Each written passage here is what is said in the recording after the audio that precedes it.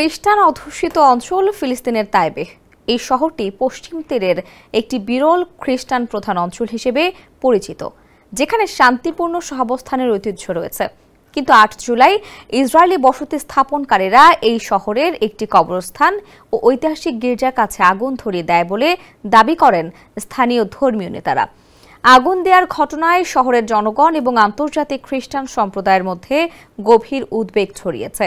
Israeli বসতি স্থাপনকারীদের বিরুদ্ধে গির্জায় আগুন দেওয়ার অভিযোগ ওঠার পর ইসরায়েলে যুক্তরাষ্ট্রের রাষ্ট্রদূত মাইক হাকাবি এই ঘটনাকে সন্ত্রাসী কর্মকাণ্ড বলে আখ্যা দিয়েছেন এবং দোষীদের বিচার চেয়েছেন।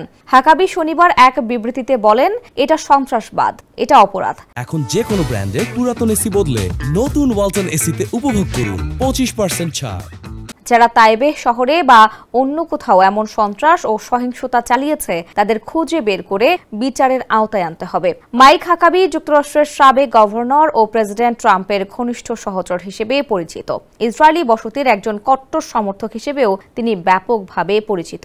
এর আগে ১৬ জুলাই পশ্চিম তীরে এক ফিলিস্তিনি মার্কিন নাগরিককে বসতিবাদীদের হাতে হত্যার ঘটনারও তদন্ত দাবি করেছিলেন এবং এটিকে একইভাবে সন্ত্রাস ও অপরাধ হিসেবে বর্ণনা করেছিলেন হাকাবি। যদিও এই ঘটনায় ইসরায়েল সরকার এখনও আনুষ্ঠানিকভাবে কোনো মন্তব্য করেনি, তবে অতীতে তারা এমন কিছু বসতিবাদী সহিংসতার ঘটনার নিন্দা জানিয়েছে।